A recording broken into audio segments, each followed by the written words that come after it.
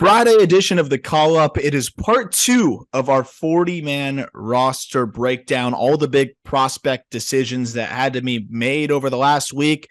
We're going to continue to break those down. We were talking trades in the last episode. We got really deep into the 40-man situation, and we, of course, as usual, had to split it up into 2 episodes. I'm Aram Layton. He's Jack McMullen, and when the two of us get together, it usually takes a little bit longer to go through things, but we call that being thorough, and that has a more positive connotation. Whose fault is that? Yours or mine? When I'm by myself, it tends to kind of go along quicker. So, yeah. Okay. So maybe it's me. Maybe it's my problem. Yeah, we'll just mute you for the first half, and then we'll go from there. Do you want me to leave the Zoom now? No. So I actually am excited to talk to you because a lot of these guys, and specifically in this episode, we're going to be talking about some guys that you saw a lot of this year, especially when we get to the Pirates, who I think have arguably the most interesting bats that are going to be available on this, in this 40-man situation, or in the Rule 5, I should say, because typically the Rule 5 draft, it's mostly relievers, right? It's older relievers that either were like injured or late bloomers or whatever, and just didn't quite fit, into the roster situation for the 40-man. With all the talent that we have this time around, there's a lot more interesting bats. Obviously, it's unlikely that you're going to find the next Dan Uggla, but there's still a good chance that you can find a pretty solid bat in this year's Rule 5, and we're going to break that down and discuss some of those guys. The way it shook out, actually, ironically, I would argue that most of the bats that I've been compiling are all going to be in this episode because we hit on a couple of them last episode, but most of them are on the teams that we're going to discuss here, and we've just been going alphabetically, coincidentally. Yeah, I mean, some of the guys that we talked about that, are almost surefire things to get picked up at some point in the Rule 5 draft. We mentioned Victor Vodnik with Atlanta. Like, that's the guy that jumps out here, right? And that's a reliever that slots into a big league bullpen right away. But I think we are going to get to some bats that may get their shot at Major League Baseball very, very early in 2023. And something that I was curious, and maybe this was something that everybody else knew, but I figure I'll just mention this, is I didn't know if it was necessarily that the draft order would necessarily be impacted by the new draft order situation that we have for the actual MLB draft, which is a lottery system now, which the lottery will be done ahead of the scheduled Rule 5 draft, but has no bearing on the Rule 5 draft order. That still goes by winning percentage. So we do know what the Rule 5 draft order is going to be. And I would argue that most of the teams drafting early probably just going to go get one of those impact arms, but there's going to be some intriguing bats to be selected as we move forward here. So real quick before we get to the Marlins, which is where we left off, one guy that we mentioned in passing, but didn't really get into too much, Ryan Noda. He might be one of the more interesting bats that could be selected as well. And Noda has absolutely raked at every single stop. He was traded from the Blue Jays over to the Dodgers, and one of those low-key trades. I don't know if I think it was the Ross Stripling deal. But whatever, they've done a lot of low-key trades together. One of those, he was sent over. I'm pretty sure it was Stripling. And Noda is just one of those guys that mashes at every stop, and we kind of just don't pay attention to it. I'm shocked that he wasn't in Pipeline's top 30 for the Dodgers, but at the same time, I think it's more of a testament to the Dodgers system. Noda, you have the numbers in front of you, and it's a guy we've talked about. He floors me in regards to how good the numbers are and how little people really, or how few people really take him seriously. And I get it because there's whiff and there's other aspects and questions that come with it. But this guy can play multiple positions, which helps a little bit when you're drafting somebody in the Rule 5, right? He was segued more into that first base role in triple, but it has played plenty of the corners, can move better than you think for a big guy. And it's hard to deny the power and on-base combination that we've seen from him now for multiple years at the upper levels and just consistently through his minor league career. This dude's hilarious. Like the way the Dodgers have progressed him is objectively funny. The Blue Jays and the Dodgers, the way they have progressed him is just objectively funny. He was drafted by Toronto, spent his post-college year. He was drafted in 2017 out of Cincinnati. 2017, he played 66 games in the Appy League. So the entirety of that first pro season came in the Appy League in rookie ball. The entirety of his first full pro season came in low A. The entirety of his second full pro season came in high A. The entirety of 2021 after the COVID shutdown came in double. The entirety of 2022 came in triple. So this guy is literally moving station to station within the minor leagues, and he's hit at every stop.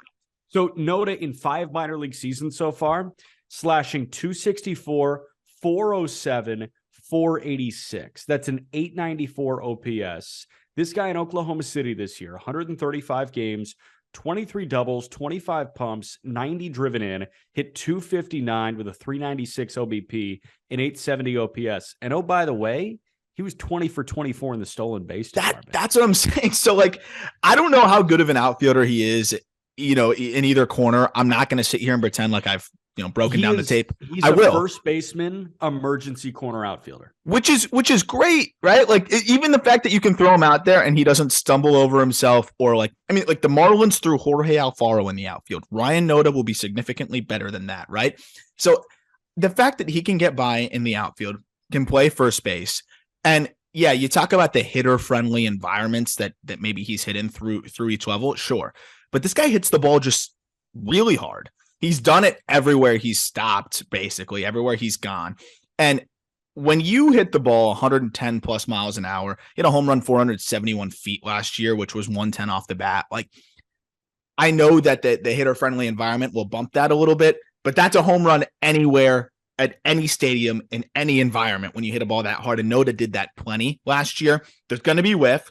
But at 77% zone contact with the impact that he has and the minuscule chase rates, I mean, this guy walks at a 16% clip. This is one of my favorite picks for the Rule 5 draft offensively. Him and some of the Pirates guys we're going to talk to, a Mets guy as well. But Noda is right up there, and I expect him to be selected in this Rule 5. I would be really shocked if he wasn't. If he's not, what do you think he does? You think he just repeats AAA this year? Like, that's the thing about the Dodgers. There's no spot for Ryan Noda, and he's great. Exactly. Like, he's an 870 OPS guy, and there's no spot for him. No, I think they stash him in triple like they did with a couple other guys last year, and then ultimately, they either call him up in an emergency. Then I don't know how many options he has left. Sometimes you got to send him back down. He could decline the option, and then whatever. So I don't think he's gotten a chance to debut. So he's obviously not. He's going to have all of his options available. Yeah. What do you think his trade value is like? Like another fine piece? I think we'd find out after the Rule 5, or if there's a team that doesn't want to risk it and really likes him.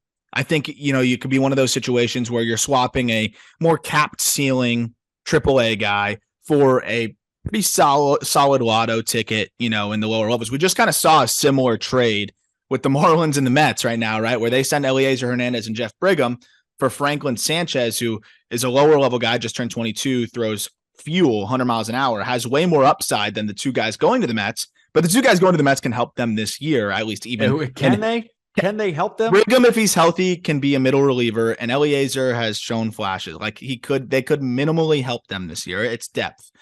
I think that's kind of what we could see, like a swap for a higher ceiling guy further away. But I think there is some trade value. I mean, I'm interested to see how that goes. But also one other guy too from the Dodgers before we move on, Devin Mann. Devin Mann, 25 years old. He's a guy that could play multiple positions as well. Have you seen much of Devin Mann in person? Oh, the Louisville Cardinal Devin Mann? Yeah, the Louisville Cardinal Devin Mann. Shout out Devin Mann, man. He was slick at Louisville. I, for the most part, have stopped following Devin Mann.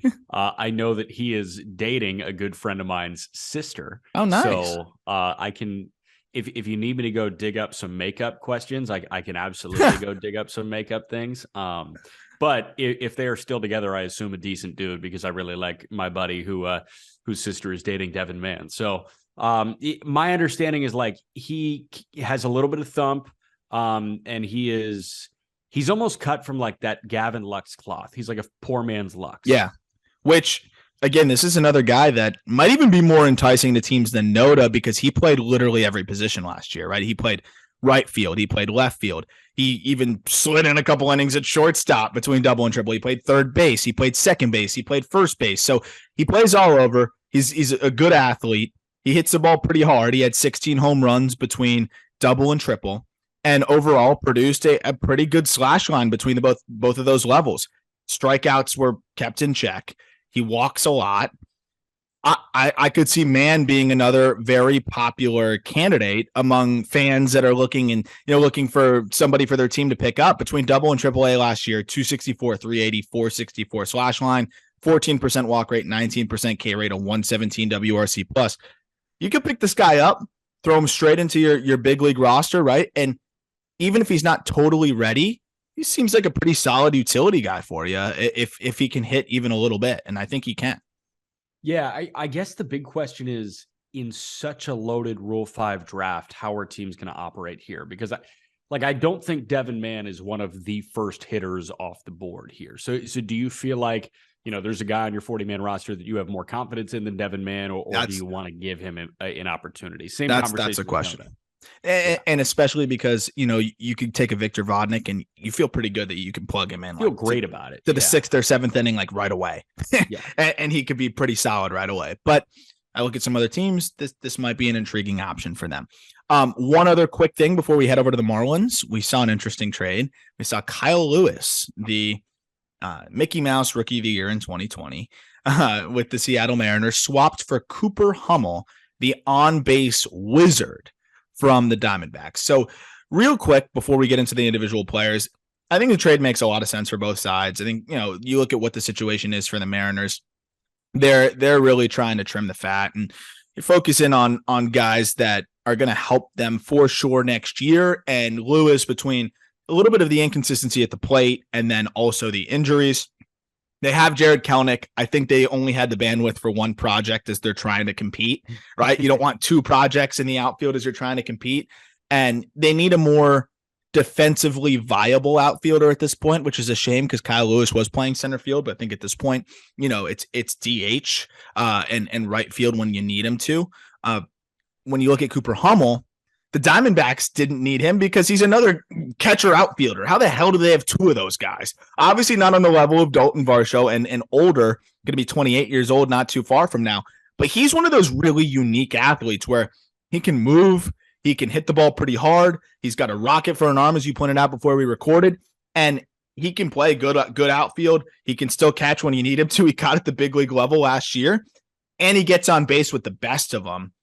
Trade seems to make sense for both sides because, Kyle Lewis, if he can bounce back, could be a solid DH option for them. But if I'm going to bet on it, I think the Mariners end up getting more value out of this deal, and I might be in the minority on that one. No, I mean, sign me up for a switch hitter, man. The Mariners, I'm just looking at the switch hitters here, and, they've got one in Cal Raleigh. They've got one in Abraham Toro, and I think they've got one more, Sam Haggerty. So, here you are like adding another bat to the fold that can play multiple positions. Obviously, Cal Raleigh is your guy behind the plate moving forward. Luis Torrens caught a lot last year. Could Hummel catch a little bit in place of Torrens? Yes. Could Hummel also dispel Jared Kelenic if that fails again? Yeah. And Taylor Trammell doesn't seem like he's going to be the guy that gets it done. You know what I mean? Like, there are a lot of options here. Get Teoscar Hernandez off of his feet and right. Throw Cooper Hummel in right. Let Teoscar DH when Gino Suarez is playing third. I think what Jerry Dipoto is doing right now is a contingency plan if they don't land the big fish at short, because then it becomes who can play where any given day. Saw JP Morosi put out the idea that the Mariners were inquiring about Colton Wong. I love that, because you've got Crawford at short, Wong at second, and then you can mix and match pretty much everywhere else. This is just another piece in a Hummel for Scott Service to mix and match on any given day. Yeah, and especially when, I don't know what their plans are with Torrens and what they're going to do there, but, if a catcher goes down or if you go deep into a ball game, and it just allows you to mix and match so much more. And that's what I really like with this pickup. Switch hitter, gets on base, plays multiple positions. For Lewis, he's going to get to hit at altitude and hitter-friendly environments. Will be asked to do less, especially on the defensive side. And it seems like a good opportunity for both guys to get a change of scenery and more opportunity in different ways. Dude, think about it. I mean, we talked about what the Diamondbacks are going to look like in 3-4 years, and it's three center fielders lining the outfield, right? It was Corbin Carroll, Alec Thomas, and who am I missing? Drew Jones. When he does inevitably get up. And that's not even factoring in McCarthy now, who looks like a very, very well-rounded outfielder as well. It's not factoring in McCarthy. It's also not factoring in Dalton Varsho and Carson Kelly's catching. So you've got this gluttony of outfilders. You're adding Kyle Lewis to the fold where, yeah, you can hide him in a corner or you can just have him DH. That's the thing is I don't really think it has a bearing on their other moves. Like I know people are like, oh, this makes another outfielder even more expensive. I don't really think so. I think this was kind of just like, hey, we needed to clear up some space. We didn't really have much use for Hummel. Let's try to buy low on Kyle Lewis. So first and foremost, let's get this out of the way. Twitter's not going down. But I did see on baseball Twitter, a lot of people are floating like trade theories of Alek Thomas, which I think would just be a big mistake for Arizona. Yeah. I don't know why people are like, I could be wrong on this. So we'll see. The only way it makes sense to trade Alek Thomas is if you're getting a proven starting pitcher, right? If it's in a deal for a Pablo Lopez or in a deal for somebody else. I'm not just saying next to Marlins guy. That's just it's Pablo Lopez. It's Pablo Lopez for Alek Thomas straight up. That's how it's going to work. It's going to be like the Gallen Jazz situation, right? Like that's the only way it makes sense to me. People can look at the numbers from Alek Thomas at the big leagues last year. Do I need to repeat myself on how many times outfielders, but also just players in general, rookie hitters in general, struggle when they get the call up? Like it's so common. And Thomas showed plenty of flashes. He wasn't a disaster and he played good defense. Like it's ridiculous to say, oh, well, I think, Corbin Carroll lapped him and, McCarthy emerged and whatever. I would still rather trade McCarthy than trade Alek Thomas. And, I think I would assume that the Diamondbacks feel the same way. Speaking to the Marlins, let's start with them. So they trade for Xavier Edwards. We talked about that. He gets added to the 40-man immediately. They add Josh Simpson, a left-handed pitching prospect who is in the back end of their top 30. He's nasty. This guy could stick as a lefty. I got to see him in Pensacola. I got to see him a little bit. I believe a Columbia grad. So pretty cool there. And then they also add 3 guys. And I would say it was a pretty interesting 3. George Soriano, Eli Villalobos, and Sean Reynolds. The funnier part is, so Soriano was a starter, kind of an up-and-coming name. I saw him on the backfields before the season last year, and he impressed me as a starter, but just couldn't quite get it going as, when he was stretched out, the stuff just kind of diminished a little bit. He was changed into that reliever role. Stuff really ticked up, looked really good. Villalobos and Reynolds did not start their professional careers as pitchers, even more so on Reynolds, a 4th-round pick as a first baseman, and just couldn't stop striking out. I mean, he struck out as much as anybody in the minor leagues.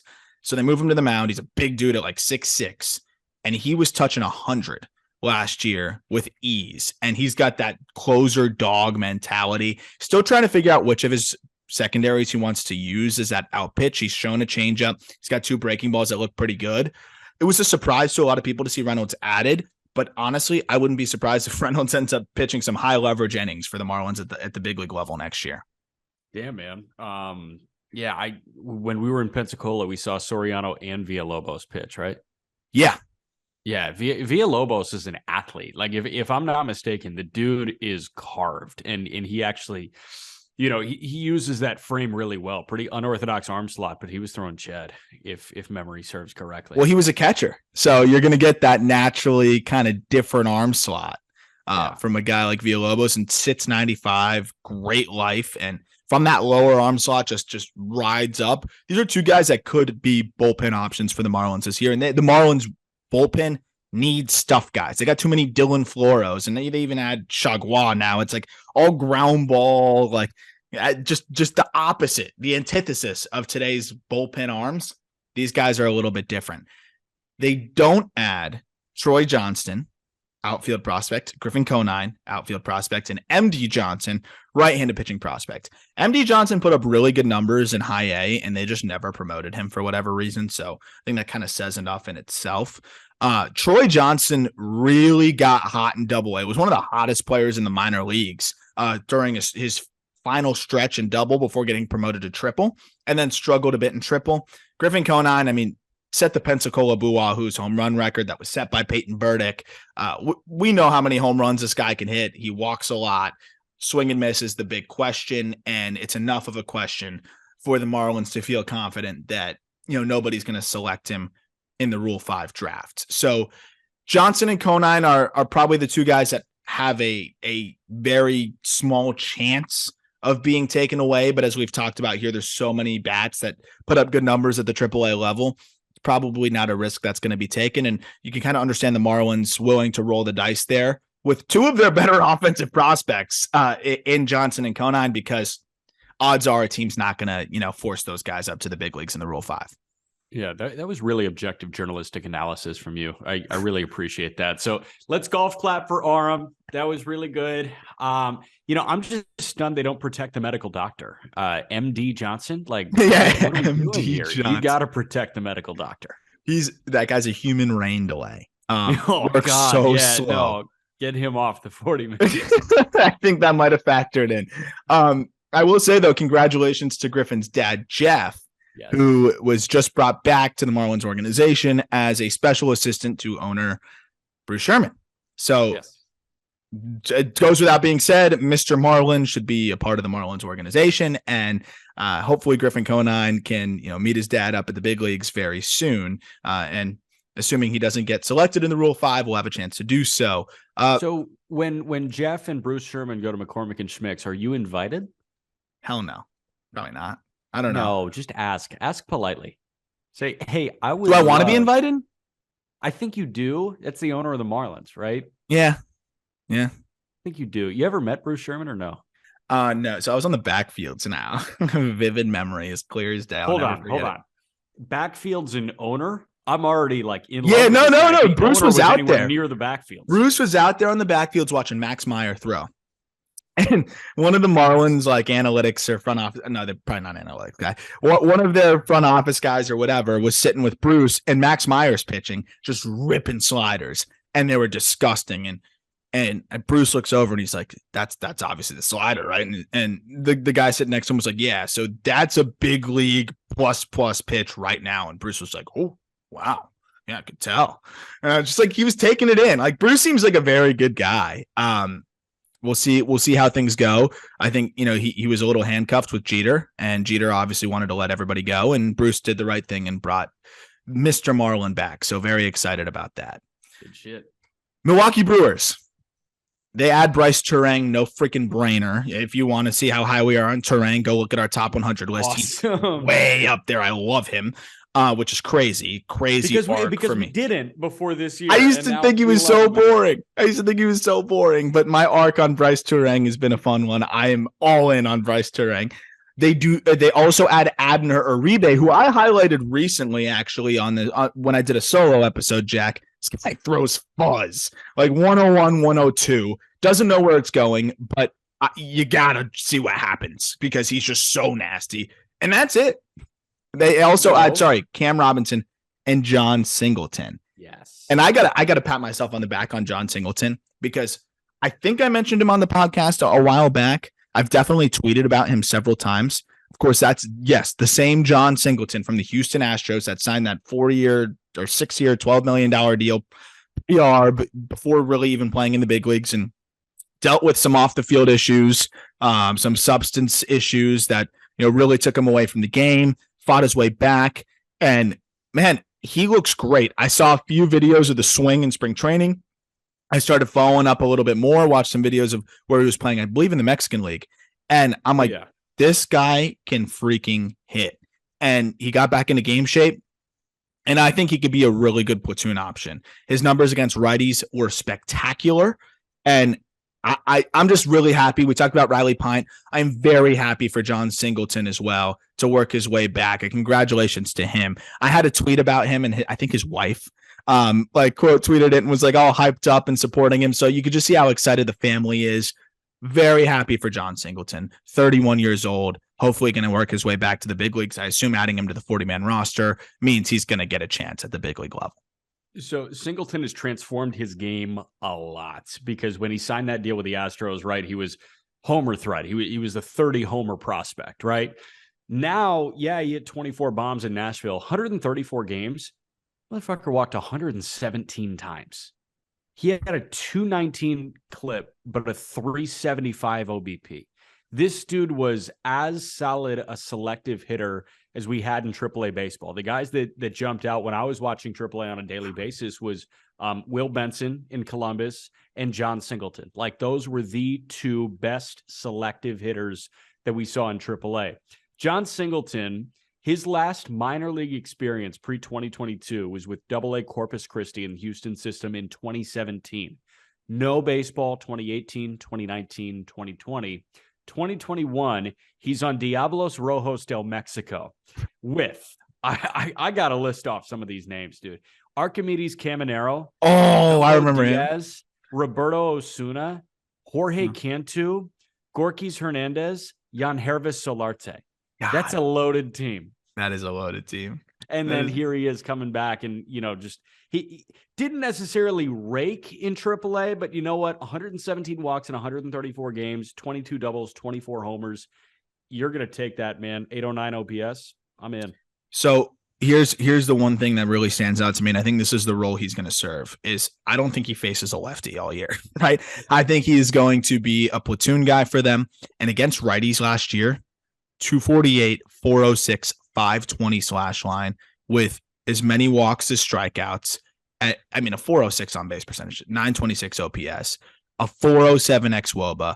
He crushes righties and he gets on base at a high clip. They did something similar with Eric Thames, and I think he could be kind of similar in that role. And it worked for the Brewers with Thames for a couple years. I think it could work with Singleton. Yeah. Guys left off real quick. Felix Valario, just classic, too far away guy. No one's taking a chance. Eduardo Garcia as well. Those are two shortstops. Cam Robinson, right-handed pitching prospect as well. And just didn't really do enough, I think, he could be taken, I guess, but I don't really see teams lining up for him as much as some of the other guys, but he might be a candidate, given that he had success in double, but kind of hit a wall in triple a little bit. Depends on how much teams were sold on the AA performance. Carlos Rodriguez, outfield prospect, and Victor Castaneda, who just does not throw hard enough, I think, for teams to be really interested. So nothing crazier. Rodriguez far away. I would say Cam Robinson probably the most likely to be selected. 23 years old, struggled in triple, but the numbers in single A, high A, and double A were really freaking good. I'm in. Fair. Minnesota Twins. They add Matt Canarino, no-brainer, and Edouard Julien, no-brainer. I've talked a lot about Julien recently. You've talked a lot about Julien. There's not much that we need to add there. This guy's pretty much almost big league ready with the bat, and I think we'll see him either early in the season or he might even break camp if he puts on a good enough show in spring training. Canarino, he's battled injuries, but when he's healthy, this guy is gross. I still have some hope that he can stick as a starter, but even if all goes bad, he is a nasty, nasty reliever. We've only seen him in double A, but I can almost assure you that a team would have taken a chance on him just because of how good the stuff is and how nasty he is and stashed him in the bullpen as they try to, get him to get right. Command has been an issue for him, but yeah, this is a guy that can really pitch. Then they also add two non-top 30 guys, Brent Hedrick and Casey Legumina. I'll let you kind of talk briefly about Canarino and Julien while I get some information together on Hedrick and Legumina. Well, Edouard Julien is the French-Canadian version of Barry Bonds. We know that. Yes. Edouard Julien is, this guy is actually electric. He's stupidly electric. He's so much fun because he walks all the time. He hits nukes. He is fun, man. And he may lack this is going to be the second time we bring up Dan Uggla because again Uggla was one of those finds in the Rule 5, but Edouard Julien is kind of feels like Dan Uggla, right? He's actually got a lot of Dan Uggla in him because he's going to hit the crap out of the ball at second base. He's not going to play good defense. He's probably going to get on base a little bit better. I don't remember Dan Uggla's walk rates, but I'd assume they weren't great. That's the thing is Julien is one of the best in that department in all of the minor leagues. But yeah, there is that power, not great defense that you're going to get at second base, but Julien, a no-brainer addition there. And I looked back at Uggla. I was shocked that he wasn't added to the Rule 5. If you look at his numbers in double A and triple A, it's pretty shocking actually that he wasn't added to the 40-man roster. I think he was with the D-backs back then. Yeah, so love Julien, obviously. Canarino feels a lot like what the Yankees did with Ron Marinaccio this year, where Marinaccio is just a guy that at the very least was going to be gross out of the bullpen. And that's exactly what Canarino can do out of the Twins bullpen. You know, they want him to be a starter, but worst case scenario, he's just an incredibly enticing bullpen piece for you right away. Absolutely. Absolutely. And I think that's why, and they didn't have as tough a roster decisions as some others. So I think it was a no-brainer for them just in case. Even if there was, Urbina. Yeah. Yeah. If there was even just a couple % chance of losing any of those guys. Steven Cruz struggled in Double-A too much, not worth the spot. So Hedrick and Legumina, two guys that honestly, like, I'm looking at it and I was like, okay, they just had a couple extra spots and they're like, screw it, we'll just protect these guys with all due respect. You look at Legumina, Double-A, 4.93 ERA, struck out 76 and 73 innings. He did have three saves as well, so kind of went back and forth from that starter reliever role. I don't know. not much there. And then Hedrick, another guy that didn't pitch above Double-A, 4.81 ERA. So I don't think the Twins had much of a roster crunch compared to others. No, I don't think so. New York Mets. Did they not add anybody? I don't think they added anybody. I think they, by this trade, have added Eliezer Hernandez and Brigham to the 40-man. Really exciting. But they also so you think about the system, right? Top prospects in the system, and I'm not sure if they've graduated or not. Alvarez has not graduated, but Alvarez has already debuted. He's on the 40-man. Beatty has already debuted. He's on the 40-man. Parada's nowhere close to being Rule 5 eligible. Alex Ramirez is not that close to being Rule 5 eligible. Everybody that they got to work. I mean, Vientos already debuted, so he's on the 40-man. Like there was no pressing issue for the Mets. So there are 4 guys sprinkled in their top 30 according to Pipeline that were not protected, but they're all in like low A or high A. And Ronnie Mauricio's been on their 40-man for like 5 years. Yeah, I mean, there was actually zero urgency to protect anybody with the Mets. This could actually be a very quick one. One guy. Oh. Jake Mangum. Oh. This is going to be a target. I really think so, because Jake Mangum, he is a defensive wizard out there. I tweeted a video. You can check it out on my personal Twitter at @RMLateNate, where he runs one down in center field and makes this just insane over the shoulder catch. But I just watched a lot of the video because I was reading up on some Mets fans were not happy about not protecting him because they're like, okay, well, we're still figuring out who our center fielder is going to be next year. And he's a great fourth outfielder type. He also hit pretty well between Double and Triple-A last year. I think a 112 WRC plus between the two levels.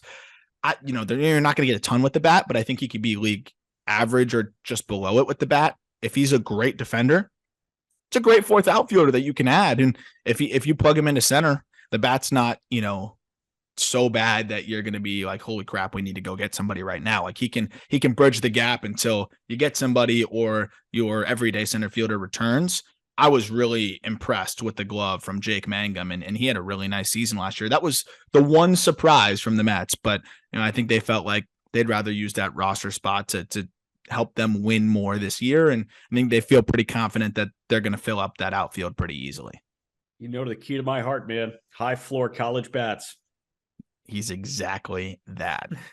Stay in New York. We go to the Yankees, and they add Randy Vasquez, right-handed pitching prospect. They add Johnny Brito, right-handed pitching prospect, and they add Matt Crook, left-handed pitching prospect. Not added Antonio Gomez, a catcher, Josh Bro, a catcher, Alexander Vargas, a shortstop, Brandon Lockridge, an outfielder, Edgar Barclay, a left-handed pitcher, and Juan Cerella, a right-handed pitcher.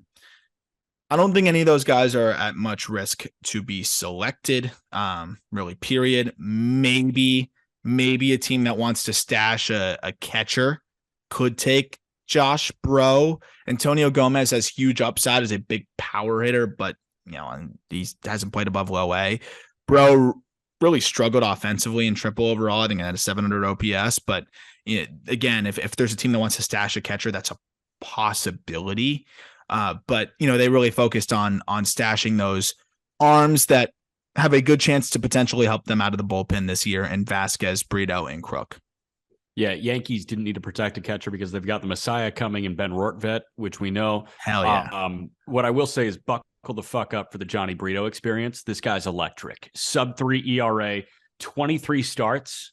He does not strike dudes out. I think it was like 112 innings. He struck out 90. But you know what? Like this guy, I think he just lives on the ground. And he managed to just roll outs to the point that he had a sub 3 ERA. So it is very, very, very Walmart version of Logan Webb. Sign me up for it.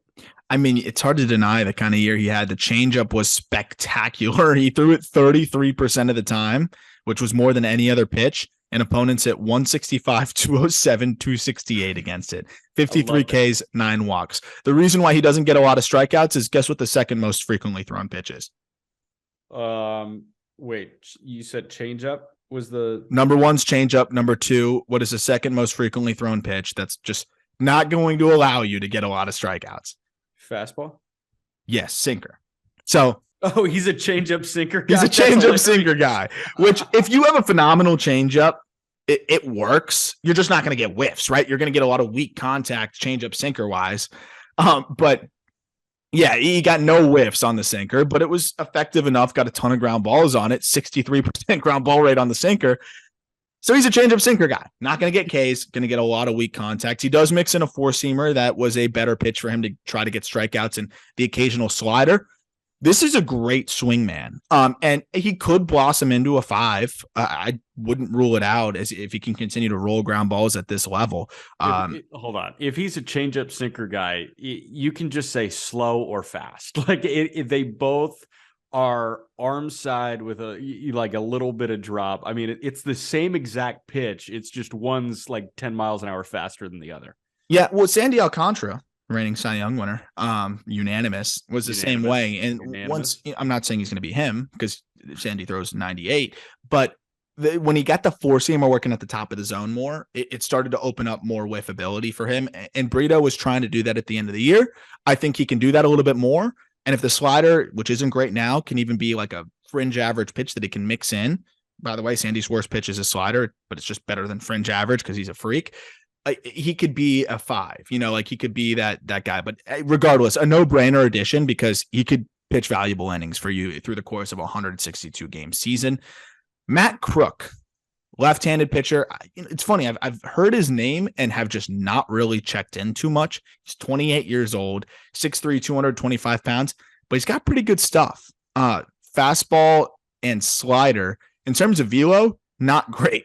Fastballs, it's a sinker in the upper 80s and a slider in the low 80s, but just got a good amount of whiffs on both of those pitches. He's another crafty lefty that's just going to kind of just get you out. It's just funny. That's the guys that the Yankees ended up protecting. You'd think they'd be more stuff guys, but those stuff guys are pretty much with the big league team or way down in the lower levels.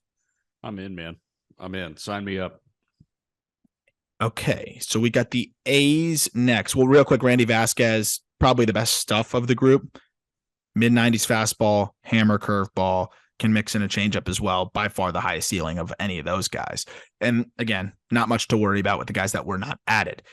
Yeah. Oakland A's, Lawrence Butler is added. And I mean, that was a no-brainer, especially because they didn't have the biggest decision to make with a lot of they didn't have as much of a crunch on their 40-man roster, and they could really just go trade some big leaguers if they really had to. Lawrence Butler is still a little bit off, needs a little bit more time, but I loved what I saw from him in the Arizona Fall League. He's going to be a very good ball player, great athlete, hits the crap out of the ball. He's listed as Pipeline's number 14 prospect in the A's system. He's way better than that. Yeah. And I can tell you for a fact that the A's hold him in a higher regard to that. Again, I always talk about how the 40-man decisions can kind of give you a clue into how highly regarded guys are in the system. That was a no-brainer. Hogan Harris added as well, which is just an unbelievably awesome name. Left-handed pitcher. He's older, 25 years old, but low 90s fastball, good changeup, decent curve, 3-pitch mix that could make him a 5-starter. You could also be a swing man, worth protecting if you're the A's because he's got some intriguing upside. They don't protect your boy Euribiel Angeles, who came over in what trade, Jack? What trade was that? The Sean Manaea deal. Logan Davidson. So those are 2 shortstops, but can play all over. Brian Buelvas, outfielder. Colin Palouse, right-handed pitching prospect, who I actually really liked, and I think he could be selected. And Jorge Juan, who is just a great name as well. I love the name Jorge Juan. We love alliteration. Yeah. Yes. Any thoughts on the guys that weren't added? Some interesting names. Yeah, so Euribiel Angeles, one of the most fun names to say in minor league baseball. He is so far off, so nobody's touching him. He's also a 300 hitter. Like, that's what he does. He's cut from the Nick Madrigal cloth. Logan Davidson, what a fall from grace this guy was. I mean, he was like, he was classic shortstop masher at Clemson, and Oakland was super excited about him. If I'm not 29th mistaken, overall pick. Yeah, first round pick by Oakland. And, he hasn't fulfilled what he was supposed to, I don't think, with the A's. So, this is a guy that I don't think anybody's touching. I'm with you. If any team is going to touch one, it's Colin Palouse. But I don't think the stuff is sexy enough to warrant a team going after him. I think the A's kind of saved their ass here, and I don't think anybody's getting gypped. Yeah, so that's the problem is, if I'm going to take a guy that's, fringy in AAA, I want him to be a stuff guy and just hope that the command comes together. Palouse is kind of a pitchability guy that, was just not quite there in AAA last year. I liked what I saw in the fall league from him, but this is somebody that if you pick him, there's not as much of that fallback of like, oh, well, maybe at the very least he can pitch the sixth inning. Like for Palouse, it's probably rotation, 5-starter or bust, or mop up duty at the very worst. So he just doesn't have as much of that exciting reliever potential as some of the other guys that we're going to talk about, in this Rule 5. And again, Hogan Harris, pretty nasty. Jorge Juan, probably not getting selected. Phillies. They had one dude, and it was one dude that they should have absolutely added. I'm starting to see a little bit more helium on Johan Rojas, and I've been talking about him for a while. He is a freakazoid in the outfield. Like I think if he plays enough years, if he hits enough, he will win Gold Gloves in center field. I was floored by what he can do out there, and the bat's getting better and better. I got to see him actually take a lot of batting practice. He's got crazy bat speed. I think he's going to get there. That's it, though. That's the only guy they add. They do not add Eric Miller, McKinley Moore, and Alexis Azuaje. Miller is a left-handed pitching prospect. Moore is a right-handed pitching prospect. Azuaje is an infielder. Rojas is still probably a year plus away, but because of his defensive prowess, that he was like a classic draft and stash guy if you're a rebuilding team. Like if you're the Tigers or, if you're the A's, you draft and stash Johan Rojas in 2 seconds, and you can throw him out there defensively, kind of like they did with Akil Baddoo, what the Tigers did. This is a great move to keep him in there. But Eric Miller, I thought they might add him. Kind of surprising to see Miller left off. Yeah, I think he's gone. I think he's a Rule 5 draft pick. I do, because this is a lefty that, for the most part, was in the bullpen in AAA this year. 3.5 ERA across 32 appearances, 7 of which starts. But very, very short starts. 32 appearances, 48 1/3 innings, struck out 62, struggled with command, 31 walks in 48 innings. But at the end of the day, opponents hit 222 against him. So you feel good about that. If the command reins in, he's got good enough stuff to survive in a bullpen. And it's always good to have a left-handed bullpen piece at your disposal. I do think that this guy is a Rule 5 draft pick. Absolutely. I think the team's looking at the video and saying, this X mechanical tweak here could be the difference, right? And the whiff rates that he gets on his fastball and his changeup, and even the slider's not bad either. I agree with you, man. 6'5", 240-pound lefty with success in double, and even though he didn't succeed in triple, got a taste of it. If I'm making a list here, if I work for a team, he's one of the guys that I'm absolutely putting on this list too. Depending on what the needs are, he's one of the first. And you hit the nail on the head here, right? Everyone's looking for that lefty. And if you're not going to spend for Andrew Chafin or whoever else on the free agent market, you're hoping that you can find one here. And I think Miller could be that guy that found money as a left-hander out of the bullpen. Yeah. Otherwise, I don't think they're too worried about McKinley Moore. 24-year-old, he pitched in Double-A.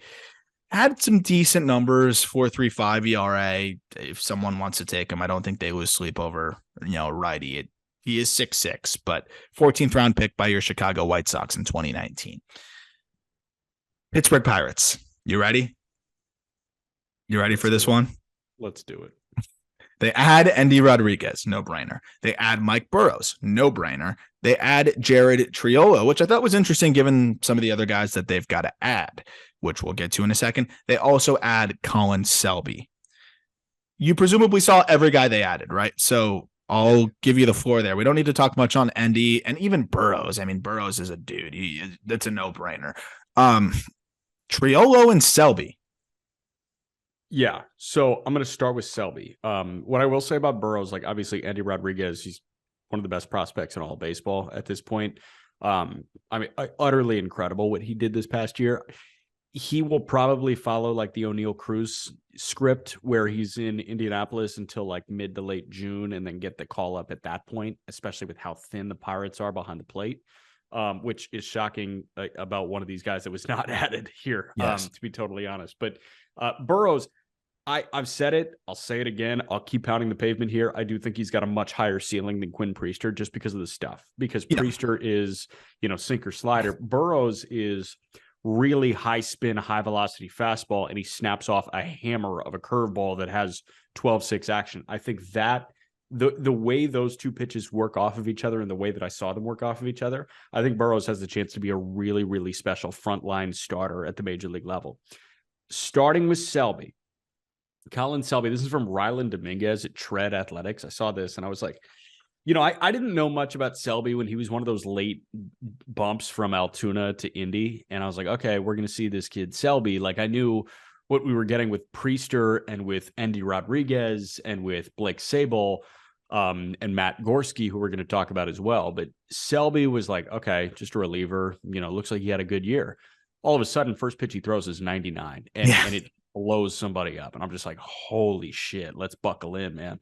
Colin Selby, according to Ryland Dominguez at Tread Athletics, would be the second best pitcher stuff-wise in the Pirates bullpen by weighted stuff plus. Stuff plus is Eno Saris' thing. So you look at the Pirates bullpen by weighted stuff plus. Johan Ramirez is number one. Ramirez is gross, and he's a guy that's kind of bounced around a little bit as a waiver claim, but that's a legit reliever in Major League Baseball. Then Selby, then Colin Holderman, who they got for Daniel Vogelbach, then Yeri De Los Santos, who I fucking love, and then Bednar, Will Crow, and Johan Oviedo. So that tells you what kind of stuff he's got. 97 to 99, high 80s slider, low 80s curveball. All of it works really well. He's a big league reliever, Colin Selby. Triolo was a very seasoned veteran college bats. And this is a guy that hit pretty well in Altoona. He did not end the year in Indy playing because he was hurt to end the year. But, Triolo is a guy that I think would get nabbed in the Rule 5. Like the Pirates had a lot of guys that would get nabbed if they were left unprotected. And they're going to be without. Yeah, we're going to get to them right now. I mean, they're going to be without some guys that they were banking on just because they were on a roster crunch. And after we talk about the guys that were left off, I do want to highlight some guys on the 40-man that, Ben Cherington could have done something about this to add a guy like Blake Sable or like Matt Gorski. So Selby, just to add one more point to this, dude, the slider might be one of the best sliders I've seen, really, statistically speaking. And then I dug into it stuff-wise. Holy crap. This slider is insane. So it was fastball slider for him a little bit and then the curveball as well. Upper 80s. Opponents this year were I'll make sure I'm reading this right. 1 for 35 against it with 21 strikeouts.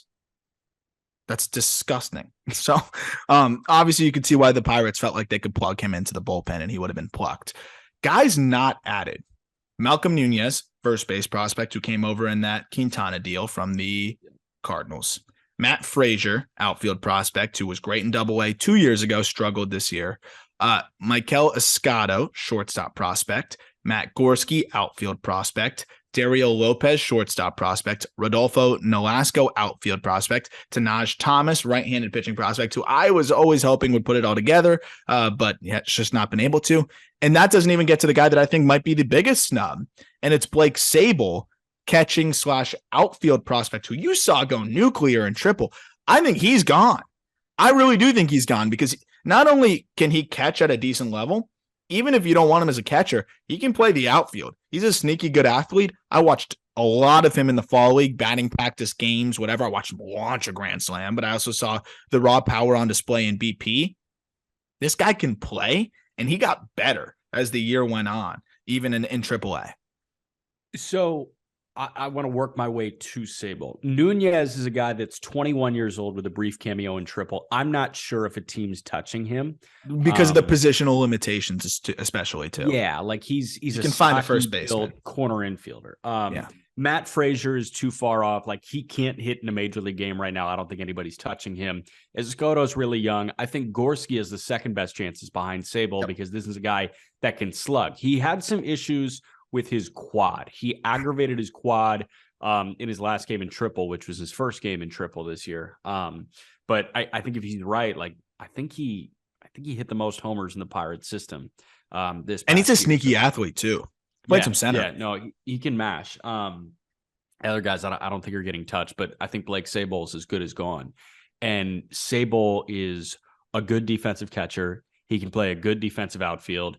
He mashes, and he doesn't swing and miss that much. Like this guy is a very fun hitter to watch, and he is an immediate improvement for a struggling team in their lineup, whether it be as a platoon guy or as, somebody that is almost a utility man of sorts, right? Backup catcher.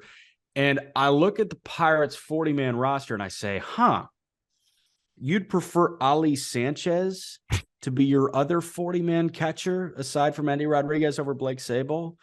Okay, let's look at some other position players. You really prefer Hoy Park? And that's Kevin the one. Newman? Hoy Park blows my mind. Yeah, like you even Diego Castillo, like you prefer Diego Castillo over Blake Sable. You prefer Hoy Park over Blake Sable. You prefer Ryan Valade, who you just added, over Blake Sable. How about Tucupita Marcano over Blake Sable? Really? Like, I just don't see it. I think Sable is going to thrive somewhere else, which stinks for the Pirates. What stands out to me also is, this guy's a big lefty, 6'4", 200 pounds. And, generally those kind of guys, probably more now, it's probably 210, 215.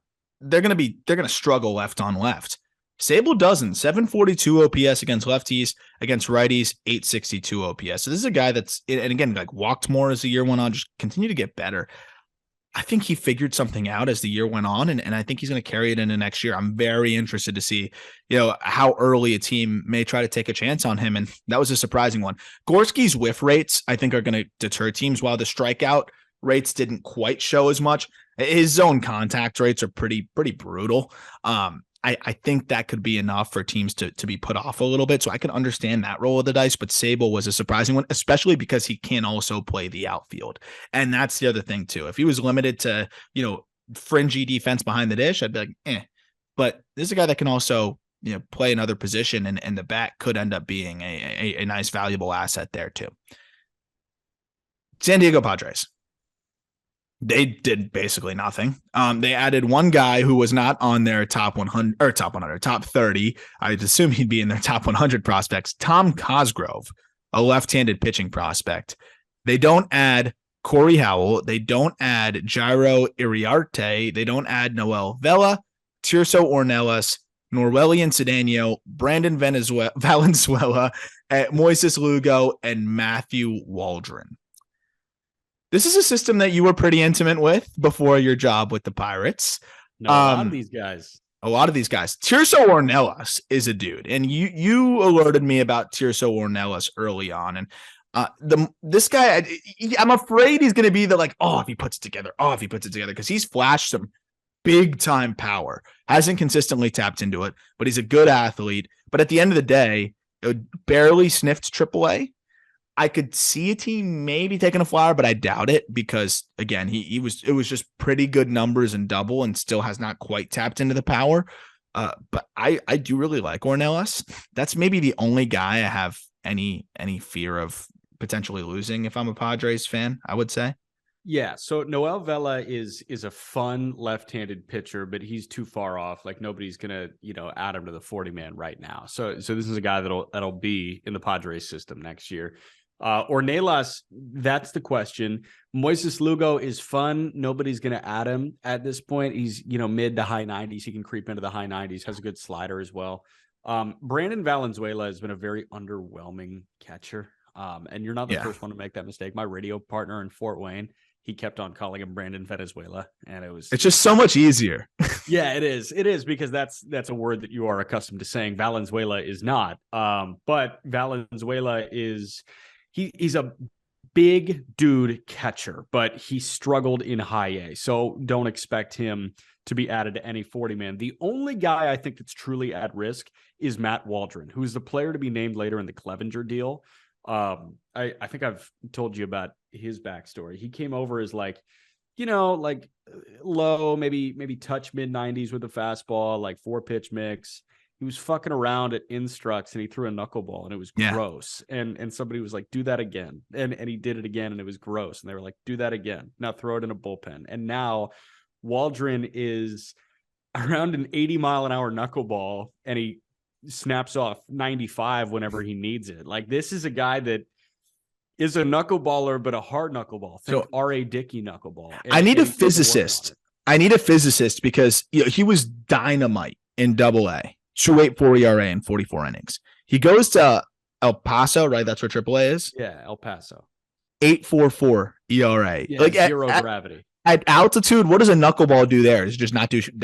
Does just not do anything? No idea. We got to see if knuckleballers for the Rockies make sense. Also, yeah, well, it looks like maybe not, given that Waldron hit the wall in triple, but he is interesting enough where it could be possible.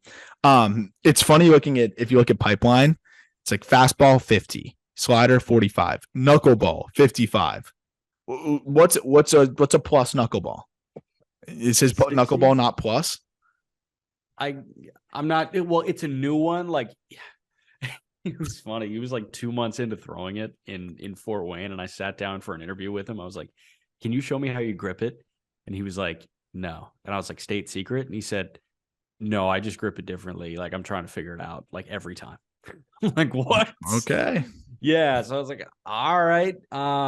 So yeah, we'll see if that knuckleball actually, if he finds consistency with it, like, this is a big league knuckleballer, Matt Waldron. That'd be fun. I'd be in on that. But yeah, so again, I think we kind of hit on it. There's not too many guys at too much risk, too much swing and miss from Corey Howell. I think he could be a decent prospect, but just too far off. The guy they had, Cosgrove, is a lefty with a good slider. And, that's somebody that, again, teams know that other teams are going to be targeting. San Francisco Giants, add Marco Luciano, no brainer. Add Luis Matos, no brainer. Add, and this is the interesting part, and if you would have told somebody this a couple years ago, it probably would have been mind blown. They don't add Jairo Pomares. They don't add Hunter Bishop. They don't add Will Wilson. They do add non-top 30 guys: Tristan Beck, Jose Cruz, Keaton Wynn, and Brett Wisely. Wisely was just acquired from the Rays, was a 40-man casualty, as it was Xavier Edwards. Think of them as kind of similar level of prospects, very different types of prospects. Wisely is more impact and whiff, where Edwards is the opposite. But I like Wisely. He's toolsy and could be very interesting. And I think the Giants really liked him too. That's why they made that deal. But, I loved Pomares as a breakout guy. I whiffed on that one, and then he whiffed a lot this year. Bishop, it's kind of been a struggle for him since the get-go. And then Will Wilson, kind of the same story. He was traded over after being selected not too long after. Giants took a chance on him, basically purchased him with the way that the trade shook out. I forget exactly how it went down, but it essentially was in that same regard. And he just hasn't quite put it together either. Says a lot when you're adding 4 non-top 30 guys on top of your 2, superstar prospects. Yeah, I mean, it tells you how crappy of a year it was for a lot of, high-profile guys, or so you thought coming in. My Giants agenda here. Yeah, I mean, it was a really, really bad year for the San Francisco Giants. Like, not just at the major league level. It was a really bad year. Mm-hmm. The positives you can take are guy that's not on the roster anymore, and Carlos Rodon. Like, he pitched so well that he wanted to opt out. Jock Peterson, that's a positive. Kyle Harrison is another positive, and then you can probably call Logan Webb's season a positive, and that's about it. Organizationally, I'd call Casey Schmidt one of the few positives, and that's about it. Yeah, that is about it. Vaughn Brown as well, this 24-year-old that came out of nowhere. Those are great. Like, that's great, but like that's not what they want right now. Like, obviously, Pipeline's got him as the number 10 prospect in the system right now. 24-year-old high A prospect like Vaughn Brown. Yeah, that's a disaster. Yeah, it's not good. Pat Bailey, how did Pat Bailey do this year? Not well. Dude, like this is so I, not I good. recorded a whole solo episode, like what the F is going on in the Giants system by myself one day. I was like, what am I going to talk about today? And I was just going through that and I was like, holy crap. So Talk about the fucking Giants. yeah, like what is happening? Yeah. But a little bit on some of these other guys. Tristan Beck, great numbers in double as a right-handed pitching prospect. Pitched 97 innings in triple and a 5.64 ERA, but as we know, brutal area to pitch, 4.28 FIP. And, the strikeout and walk ratio is pretty solid. It makes sense to stash that guy, given that, he was pitching in a tough environment. You don't see any of these other guys. So this is where it's harder for me when it's like these borderline quadruple A guys that, you got to try to dig deep on. Jose Cruz was interesting because he honestly is really far off. And I think just because of how good of an arm he is, they didn't want to risk it. Listen to this. Jose Cruz, 86 Ks in 52 and a third innings in low A last year, 2.06 ERA. So I think they're just like, hey, let's not risk losing this guy with an electric fastball who's 22 years old. Talked about wisely. Don't have much on Keaton Winn. So again, it kind of says a lot about their system when these are the guys you're adding, but Keaton Winn threw 30 innings in double A to a 4.15 ERA and struck out 7 per 9. Gross. Yep. Seattle Mariners. They add Jonathan Clase, Prelander Baroa, and Cade Marlowe, as well as Isaiah Campbell, who I'm sure you love. They don't add Milkar Perez, Robert Perez Jr., who did impress me in the fall league, but no one's taking a chance on him. He's too far away. And they don't add Travis Kuhn. Jonathan Clase is, I think, just one of their better outfield prospects at this point. And with all the trades that they've made, a lot of the prospects that they sent out were borderline, were probably going to be Rule 5 eligible. So it kind of saved them that decision to have to make. And while they did deplete the farm system, it did allow them to have a little bit more flexibility to kind of stash guys that they probably would have had trouble trying to justify stashing. And I think kind of Class A fits that description. I was fascinated by the Isaiah Campbell addition because we know how talented he is, but has struggled with injuries and really just, I would say that's the catalyst of his struggles has been injuries, but they felt as though a team may still take a chance on him because of how talented he is.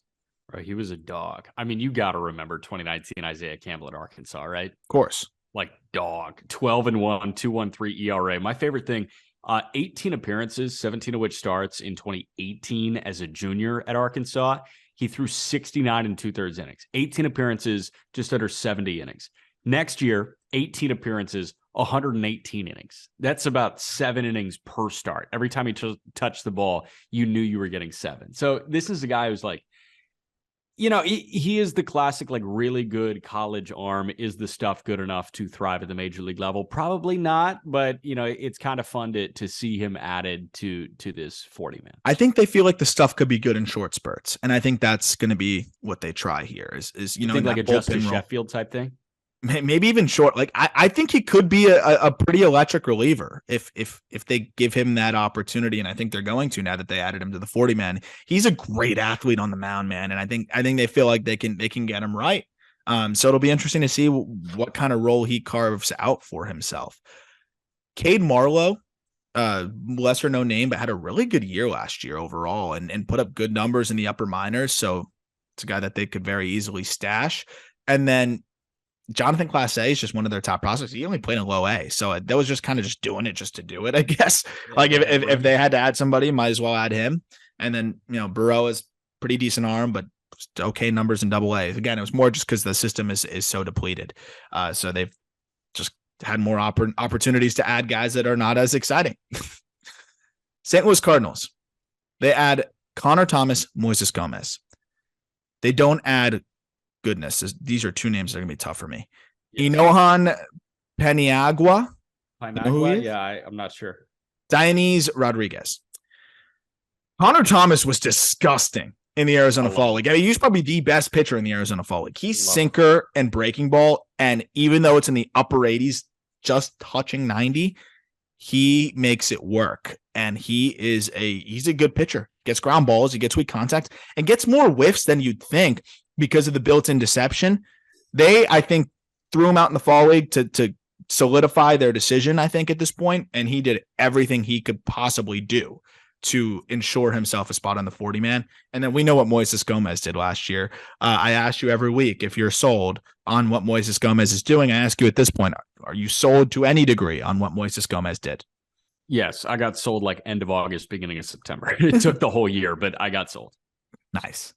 Yeah. So Panagua was good. Sub-3 ERA, but I was between low and high A. Nobody's touching him. Dionis Rodriguez had a 4.5 ERA and high A. Nobody's touching him. Connor Thomas is a guy that I think I told you about over the summer. I was like, I'm a big fan of this guy because he's everything that you love, right? Like he overcomes physical shortcomings. He's like a 5'10", stocky lefty that throws 90 to 92. But if you get outs, you get outs. And Connor Thomas gets outs. He fills the strike zone. He does not miss spots. And I think that they might have saw a lot of Jose Quintana. I was going to say, absolutely.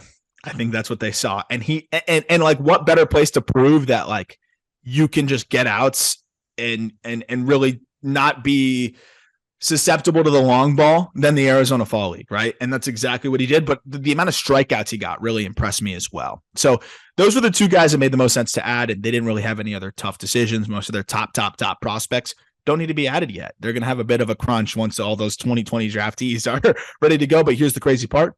They may beat the Rule 5 draft to the big leagues, and that's probably what's going to happen with most of those guys. Yes. Another guy that is Rule 5 eligible is Luken Baker. Oh, yeah. He's been, yeah. Luken Baker is somebody that is MLB ready. What's he going to do for a major league team? That has yet to be determined. I bet he goes untouched because there is enough swing and miss to deter teams. There's not enough crazy juice, but obviously if you are a fan of college baseball, you remember Luken Baker, right? Gatorade National Player of the Year at TCU. He was just the big motherfucker that just hit tanks at TCU for the Horned Frogs. But yeah, I mean, Luken Baker is a guy that went unprotected. I don't think he gets touched. I do think he starts the year in Memphis next year. No, I agree. We go to the Rays. They had Taj Bradley, Curtis Mead, Osavis Basabe, I can never say his name, Greg Jones, and Colby White. And Colby White is not a top 30 guy for them, but in their system, in their mind, I can promise you he is. He is gross. He's a right-handed pitching prospect who was out all year with an injury. He was unhittable in 2021. Fastball is one of the best you're going to find in the minor leagues. He's got to get the secondary pitches, to that level, but he's 5'11". Fastball takes off. He's going to be another one of those Rays data darlings. Left off, Alberto Hernandez, who I really still do like. I think he's just too far off, so they weren't worried about it. I think they still hold him in a high regard. He had a 136 WRC plus with 24 home runs. Did strike out a lot in high A, so they're not worried about him being taken. Cameron Meisner, part of the Joey Wendell deal, outfielder, can play all three spots. Great defender, walks with the best of them, whiffs with Alberto Hernandez and the best of them as well. Austin Shenton, third base prospect, who seemed like he was on his way to potentially being a guy that would be a no-brainer, add to the 40-man a year ago, struggled this year in the upper minors a little bit more and doesn't get added. So, I mean, Greg Jones was probably one of the toughest decisions for them, but I think given his explosiveness, his athleticism, they had to add him, and they still feel like he has a shot to be really good. I don't know if any of these guys are at major risk of being selected, and I feel like they traded the guys that were at the biggest risk of being selected in this organization. I'd say Meisner is the only one with maybe an outside shot because of the defense and all three outfield ability, but I still doubt it. What team is Sam Hilliard on now? Sam Hilliard, Braves. He got traded. Braves. Yeah. Yeah, like Cam Meisner is Sam Hilliard light, right? Like with more pretty walks. Good athlete. Good juice, a lot of swing and miss. Mm-hmm.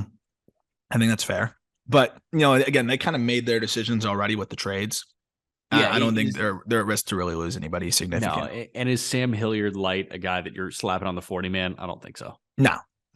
But I do think Meisner could still blossom into a good piece. And I think he's in that perfect range where they didn't have to risk it. Texas Rangers, they had Owen White, right-handed pitching prospect, who I'm super high on. I think is going to be a big part of next year for them. Luis Angel Acuna, who's far off, but the hype around him. Dustin Harris would have been one of the first names off the board if they didn't add him. Cole Winn, Jonathan Ornelas, and Zach Kent. They don't add Antoine Kelly, who was acquired from the Brewers. Command issues, but left-handed pitching prospect who is nasty. I think Kelly's going to be gone. I really do. I think there's a good chance he could be gone. They don't add Avery Weems or Mason Englert.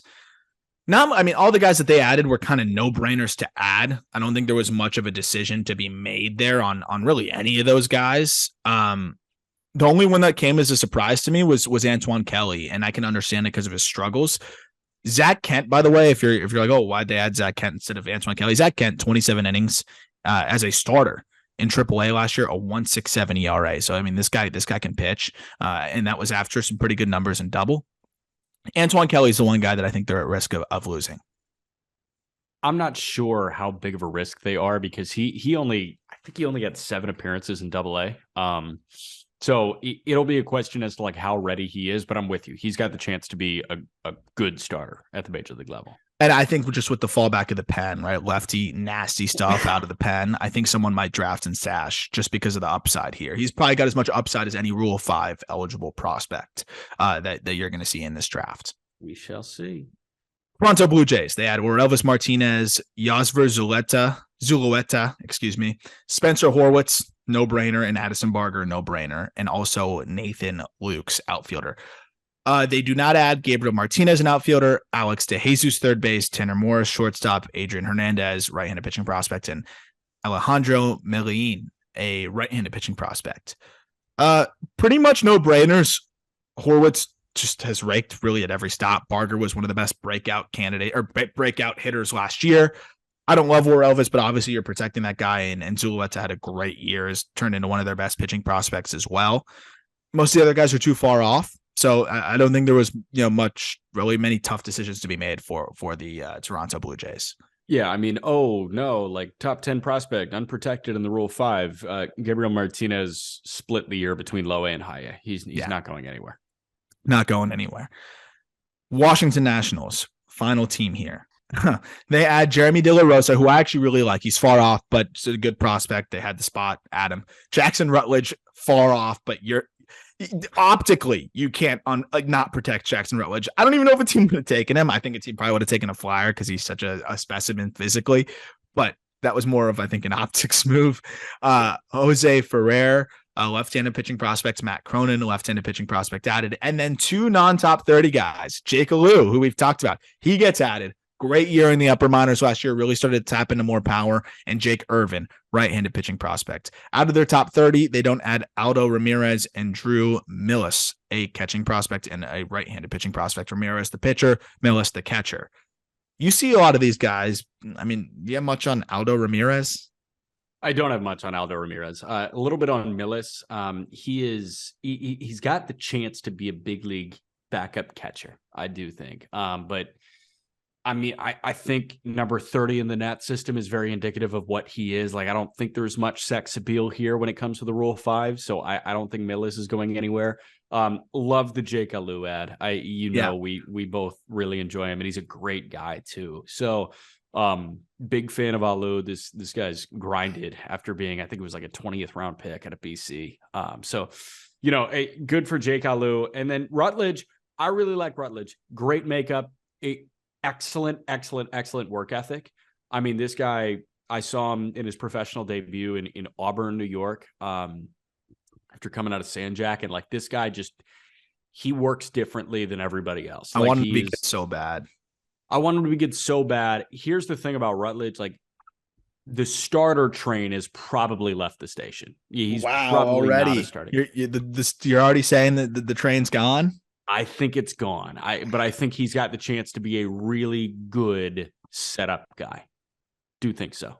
It's just a weird continued trend of injuries through the national system, and every pitcher gets hurt at some point, but it's like the recurring injuries that you're seeing. Dude, you remember fucking Denneberg? I think Denneberg's out of baseball right now. Mason Denneberg. Is he really? I think. I'll tell you. No right way. I want to throw a little bit more respect as we close out this episode on Jake Alou's name. 24th round pick. You were close. What he did between AA and AAA last year was spectacular.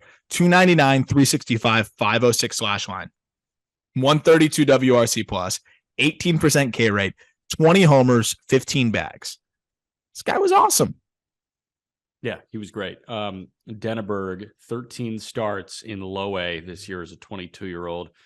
13 starts spanning 39 innings, had an ERA over 4, 38 punch-outs, 24 walks in 39 innings. Nice. Mason Denneberg, the first-round pick of the Nats in 2018. Yeah, no, but I love Jake Alou, man. What do they do? What do they? The Nationals have done some like their best draft picks are the ones where they went 1-1, like and just couldn't mess it up with the generational talent. Yes. Yeah. Seth Romero, like what? I was thinking about that the other day because it's obviously second DWI in 1 year, and he gets released. You're going to use a first-round pick. I know he was a top 10 talent. A first-round pick on a guy that was suspended suspended twice for conduct detrimental to the team in Houston, and then as a college pitcher, and then just kicked off the team. Like, imagine being a top 10 pick and kicked off the team. You know how much of an asshole you have to be that good and get kicked off the team? Like, color me shocked that it didn't work out. Let's work backwards here. Brady House, last year's first round. Who was this year's first round pick for them? Elijah Green. I actually likes that one. I love Elijah Green. He fell in their lap again, though. Like, this was a potential 1-1 guy not too far before the draft. With concerns dropped him a little bit. Like, no brainer pick there. Yeah, Brady House 11th. Do we like Brady House? I think it's still too early, but it looks like he is not on the same level as the guys that were drafted in his range. Cavalli in 2020. I like it, but he's just under the injury umbrella as well. Before that, Rutledge, Denneberg, Seth Romero. We just talked about those guys. Dane Dunning and Carter Keyboom were their first-round picks in 2016. Eric Fetty in 2014. Giolito in 2012. He was not good at all for them. Brian Goodwin in 2011. And then I gotta write this up. That might be my next piece is what the hell are the Nationals doing with their drafts? 2009 it was Strasburg, and then Drew Storen 10th, and then 2010 it was Harper, and then 2011 it was Rendon 6th. That's insane. That is insane. Well, Jake Alou might bail them out. As a late round pick. Oh man. Well, that'll do it for our Rule 5 kind of 40-man recap here. We will have, as we continue to compile the names and put together our top Rule 5 draft prospects together, that'll be an article, and we'll kind of fly through and ranking the top Rule 5 prospects for us as we get closer to that draft. Another top 10 farm system rundown next week. It's either going to be the Cubs or the Guardians or so one of those systems I'll be writing up, and we'll have an episode for that next week as well, and hopefully another interview to go with that. Any final thoughts, Jack? I don't think so. Blake Sabol is going to be really good for a team that isn't the Pittsburgh Pirates, I assume. I agree with that, most likely. That'll do it. Hope you have a great weekend, and we will talk to you about prospects. Oh, one more from Jack. What? One last thing. Twins uniform reveal. They are very, very average. Incredibly average. Bad to feel. Yeah. Twin Cities. That's so surprising that they went with that one. Incredibly average. Yeah. All right. Well, enjoy those jerseys. Enjoy your weekend, and we'll talk to you about prospects next week.